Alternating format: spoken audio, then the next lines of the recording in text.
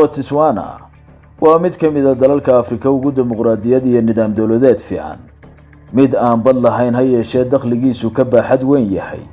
dalal badan oo kheyraad badeed iyo mid biriba leh. harada ugu weyn adduunkeena ee Okavango iyo saxaraha dalkaas intiisa badan daboolay ee Kalahari ayaa Botswana caan ku tahay, waxayna ku taal bartamaha koonfureed, isagoo dalkani dhinaca koonfureed iyo koonfur bariba xad kala leeyahay dalka Koonfur Afrika, Namibia docda galbeed, Zimbabwe jihada waqooyi bari, halka uu Zambia deris kala yahay dhinaca waqooyi. caasimada wadanku waa Gaborone. tirada dadka dalkaasna waxaa haatan lagu qiyaasaa 2,435,000 oo qof. falowdha haddaad boggan ku cusub tahay, muuqeenana sii faafi haddii uu ku qanciyo, kuna soo dhawow 8 xaqiiqo ee aynu Botswana kaaga warinayno. 1. Botswana waa dalka ugu xasiloonida fiican Afrika marka ay siyaasadda joogto. oo dalkani siduu xorriyadiisa Ingiriiska uga qaatay 1966 wax qalalaase siyaasadeed ahi kama dhicin. ma jiro dagaal sokeeye oo halkaa ka qarxay ama afgembi military oo talada lagu boobay sida ka dhacday Afrika inteeda badan. hanaan dimuqraadiyadeed oo aan hakad gelin ayaa doorashooyinku ku dhacaan, midda oo sahashay in dalkani noqdo mid ka mid ah dalalka tirada yar ee ugu xasiloonida fiican qaaradda. 2.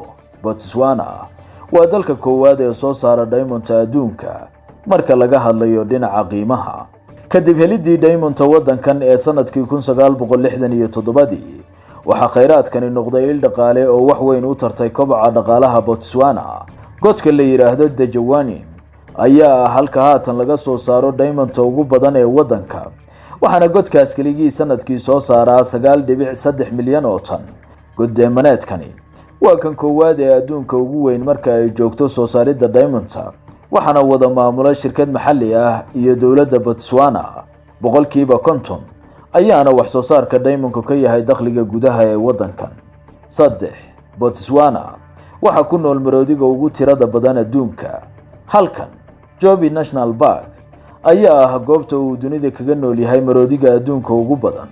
sharciyada adag ee ka hortagga ugaarsiga ee Botswana iyo deegaankan oo ku haboon in xayawaankani ku noolaado ayaa sahashay inuu haatan dalkan ku nool yahay in ka badan 130,000 oo xabo oo maroodi ah. ilaalinta Botswana ee xayawaankani waxay sahashay in wadankani jiho u noqdo dalxiisayaasha jecel maroodiga. 4. harada Okavango waa tan koowaad ee adduunka ugu weyn. Okavango Delta kaliya ma aha haro xayawaaneed dunideena ugu weyn, sidoo kale waa mid ka mid ah 7 goobood dabiiciga cajiibka ah ee ku yaal Afrika. waxay haradani ku dhex taal saxaraha Kalahari. biyaha roobka oo qiyaastii ilaa 2.6 kuubi gaaraya ayaa sanad walba ku qulqula, taas ayaana sababtay inay noqoto hoyga 100,000 oo xayawaan oo kala duwan, kuwa oo ka kooban guud ahaan duurjoogta. sidoo kale Okavango waxay ku jirtaa liiska goobo taariikheedyada hay'adda UNESCO. 5. Botswana inta badan dhulkeeda waxaa daboolay saxaraha Kalahari.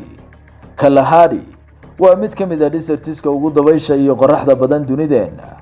waxa uu cabir ahaan ka kooban yahay 900,000 oo kiiloomitir oo laba jibaaran, waxaana uu ku fidsan yahay Botswana, Namibia ilaa South Africa.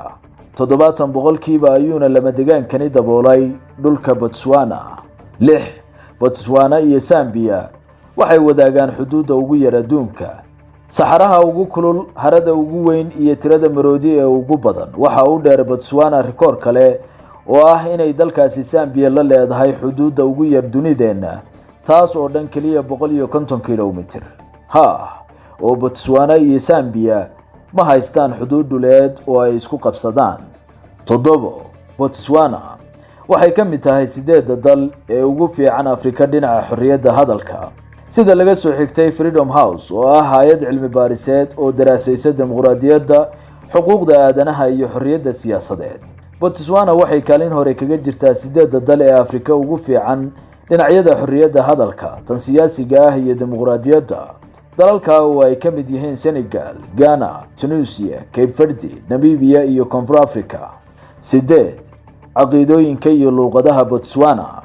luuqadda rasmiga ah ee wadanku waa English, halka sidoo kale dadka dalku ay ku hadlaan afafka Setswana, iyo Ikalanga. dhinaca diimaha haddaan eegno 60% bulshada waddankani waa Kristan, halka 40% kale ay raacdaan waxa loo yaqaano Indiana Josephitiska.